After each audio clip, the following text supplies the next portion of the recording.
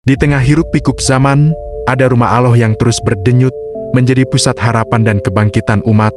Masjid tidak hanya tempat salat, ia adalah taman ekologi, ruang solidaritas, dan sekolah kehidupan. Hari ini, kita akan menyelami gagasan besar tentang bagaimana masjid bisa menjadi mercusuar perubahan dari visi ekologi yang ramah bumi, manajerial yang profesional, hingga gerakan yang menumbuhkan semangat berjamaah dan berbagi. Bersama kita hadir sosok yang selama ini berada di garda depan pemakmuran Masjid Jami Al-Munawwaroh, Ustadz Muhammad Mikdad, Ketua DKM, penggerak gerakan subuh berjamaah dan berbagi, sekaligus pengusung visi masjid inklusif dan ekologis. Mari kita ikuti perjalanan visi, strategi, dan inspirasi beliau dalam podcast kali ini, Ekologi Masjid dan Gerakan Kebangkitan Umat. Assalamualaikum warahmatullahi wabarakatuh. Selamat pagi teman-teman semua, khususnya Ikatan Pelajar Nahdlatul Ulama dan juga Ikatan Pelajar Putri Nahdlatul Ulama, khususnya Tambun Selatan, umumnya Kabupaten Bekasi. Saat ini kami sedang bersama yang terhormat Bapak DKM Masjid Jami Al-Munawwaroh, Bapak Ustadz Muhammad Mikdad, yang insya Allah beliau hari ini atau pagi ini akan kita wawancarai. Ustadz, ada beberapa pertanyaan yang akan kami sampaikan. Yang pertama yaitu mengenai keingintahuan kami mengenai masjid ini yang memiliki konsep masjid ekologis. Bagaimana penjabarannya tentang masjid ekologis ini, Pak Ustadz? Persilakan. Ya, kita itu kan menyumbang, manusia itu menyumbang kerusakan yang luar biasa terhadap lingkungan. Perkara kepedulian terhadap lingkungan itu bukan semata mengikuti tren tentang perubahan iklim, kerusakan lingkungan, atau agenda-agenda advokasi lingkungan yang lain. Semua bersumber pada asas-asas yang itu sangat fundamental dalam Islam. Misalnya saya jabarkan begini. Ada gugatan malaikat ketika proses penciptaan manusia sebagai khalifah fil ard.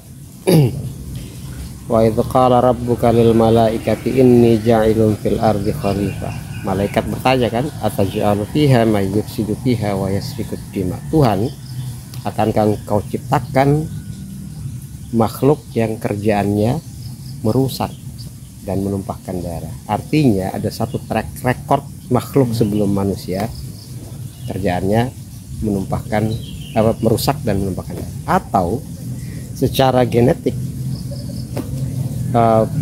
manusia itu juga dipahami perusak. Itu satu ya. Yang kedua, Allah udah tegas, waharal fasadu fil barri wal bahri bima kasabat aydin nas. Ulah tangan manusia semua kerusakan di darat maupun di lautan.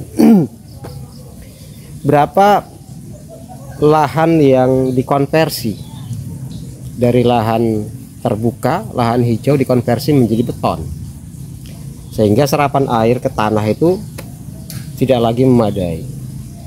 Berapa pohon-pohon yang ditebang oleh manusia. Nah, kita ingin rumah-rumah ibadah.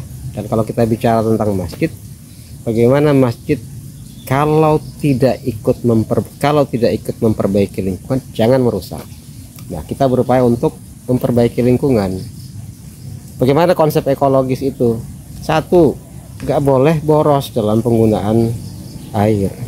Air tanah yang tadi saya bilang, langsung dialirkan ke kali itu kan nggak baik, karena tidak diresapkan dulu ke tanah langsung. Atau itu bisa kita gunakan supaya tidak mubazir, dipakailah untuk mengaliri kolam ini, kolam terapi yang membuat jamaah semakin nyaman, kolam ikan konsumsi yang akan menghidupkan dapur umum, menyuplai makanan, memberi nutrisi bagi para jamaah siapapun yang datang.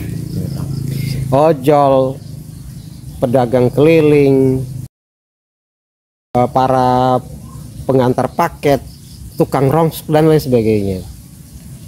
Dari sinilah yang akan digunakan untuk menyuplai dapur umum tadi. Ini masih akan berlanjut pembuatan kolam nih. Letter U, ini kolam masjid menggunakan limbah air wudhu. Bisa dimanfaatkan, mungkin ke depan kita akan buat filterisasi yang lebih baik. Bisa dipakai berwudhu kembali.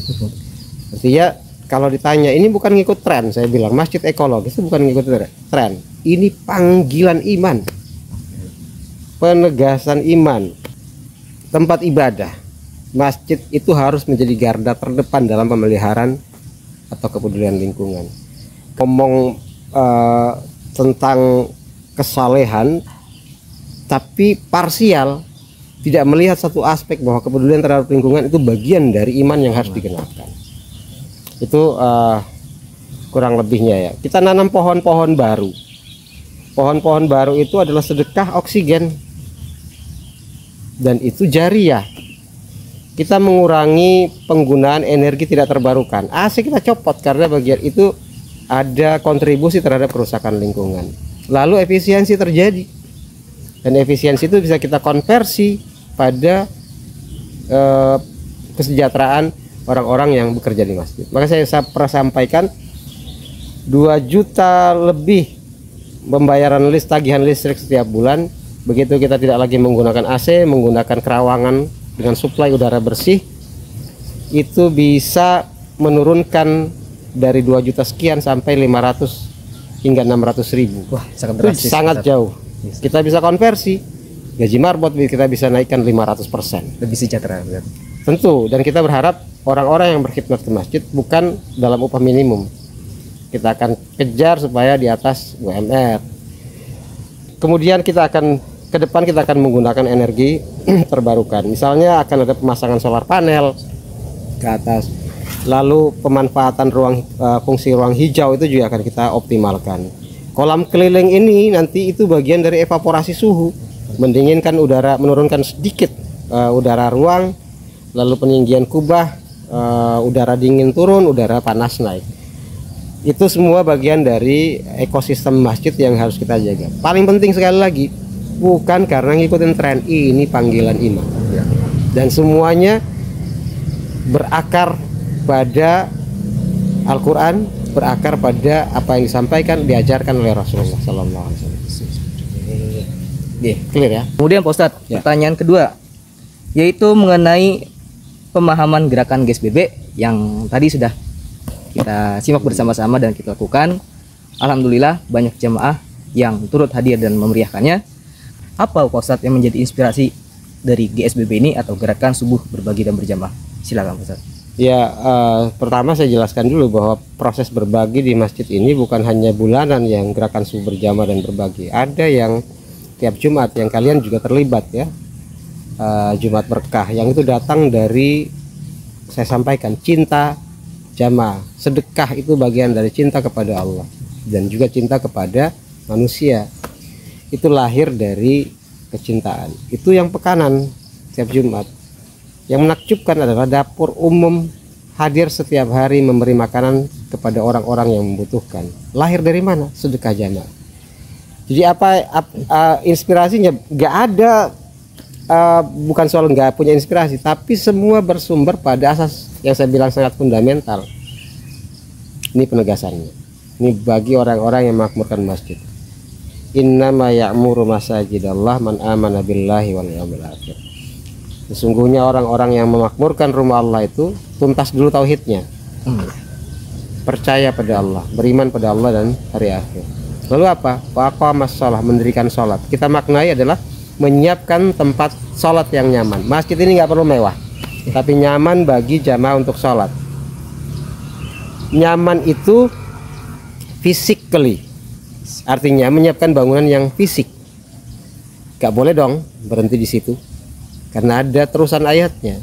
Kalau sudah tuntas ngurusin kenyamanan orang mendirikan sholat, menyiapkan tempat orang sholat yang nyaman, jangan berhenti, karena ada wa'ataz zakah.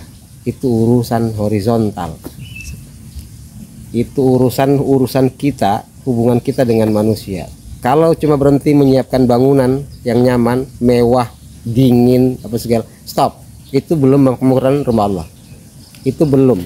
Karena ada kelanjutannya, wa'ataz zakah. Bereskan, jangan sampai ada tetangga masjid kelaparan. Jangan sampai ada jamaah masjid kelaparan. Dengan upaya berbagi itu, sesungguhnya kita sedang mengimplementasikan. Itu manifestasi dari iman, manifestasi dari penegasan ayat tadi. Memakmurkan rumah Allah itu juga wa'ataz zakah. Dengan gerakan subuh berbagi itu, subuh berjamaah dan berbagi, GSBB, minimal 1 hari dalam sebulan jamaah tidak perlu memikirkan apa yang dia makan. Meskipun mungkin saja menu kita akan agak seragam. Minimal sehari dalam sepekan jamaah nggak perlu makan, yang datang ke masjid tentu saja ya, bisa terkurangi rasa laparnya, dan itu menjadi nutrisi. Lagi-lagi nutrisi itu masuk ke dalam tubuh dan itu memberi tenaga untuk kita mencari rezeki yang halal. Begitu juga yang harian, itu konsep Qur'ani, artinya inspirasi itu sesungguhnya berakar pada firman Allah yang sangat tegas. Tapi jangan berhenti di situ. Walam yakhsha illallah. Nggak boleh ada ketakutan selain pada Allah. Kalau para pemakmur rumah Allah memahami ayat ini, saya kira tuntas semuanya. Kita tidak akan parsial berhenti di bangunan fisik, atau kita tidak semata ngurusin berbagi. Ternyata kita masih punya pakeu ketakutan dan lain sebagainya. Takut orang kayanya pergi, atau takut penguasanya menindas.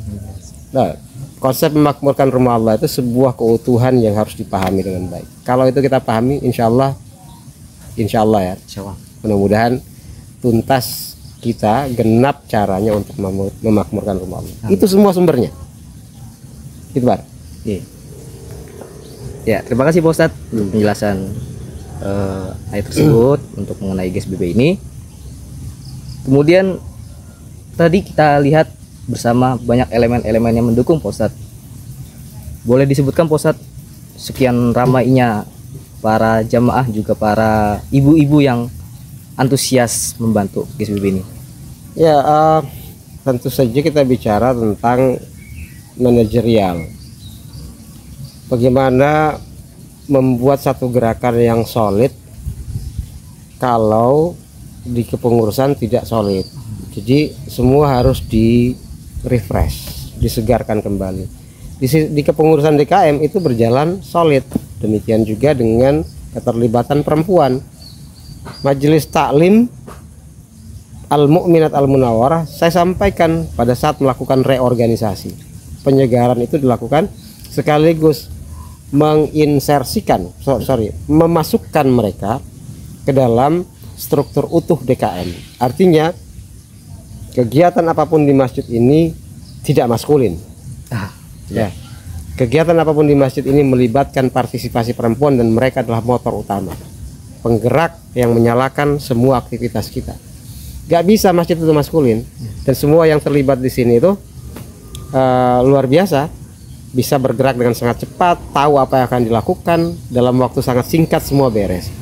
Juga termasuk pada persiapan.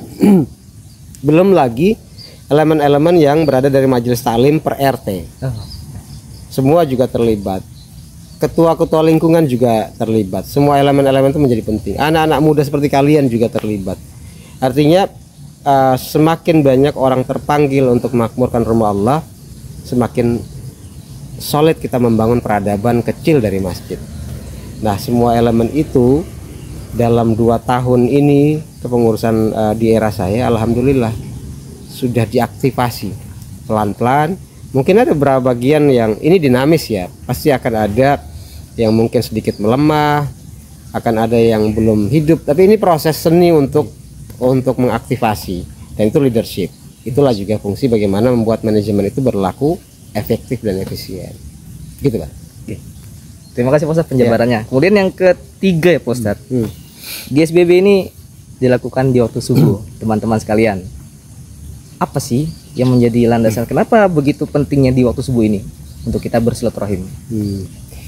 Ya, waktu yang sebenarnya ini waktu kebangkitan kan, matahari terbit, kita dalam keadaan segar, ini semacam panggilan alam. Dan sholat subuh, sholat sunnah 2 rakaat sebelum subuh itu adalah lebih baik dari seluruh dunia dan isinya. Apalagi subuh itu, ya saya bilang tadi, seluruh sistem tubuh kita juga mungkin baru bangkit. Dan ini penanda sesungguhnya saat orang dalam keadaan tenang tidur, enak tidur, kita bangkit. Itu menandakan kebangkitan itu memang mungkin di saat-saat yang sulit, dan kita bergerak di saat-saat yang sulit untuk bangkit itu. semangatnya menjadi membara-bara seperti ini kan. Itu Ustaz. Ya, siap. Singkat aja ya gitu ya. Oke, Ustaz. Alhamdulillah. Sekian teman-teman sekalian atas penjelasan kegiatan subuh berbagi dan berjamaah ini. Bagi teman-teman atau saudara-saudara sekalian yang ingin berinfak atau sodakoh sedikit rezekinya atau rezeki terbaiknya, silahkan menyantumkan atau menyalurkan melalui rekening di bawah ini. Demikian, terima kasih banyak Pak Ustadz. Sama-sama. Semangat ya. G, sehat selalu buat Pak Ustadz. Sama-sama. Kalian juga sehat-sehat. Ya. Sekian, terima kasih teman-teman sekalian. Assalamualaikum warahmatullahi wabarakatuh. Waalaikumsalam.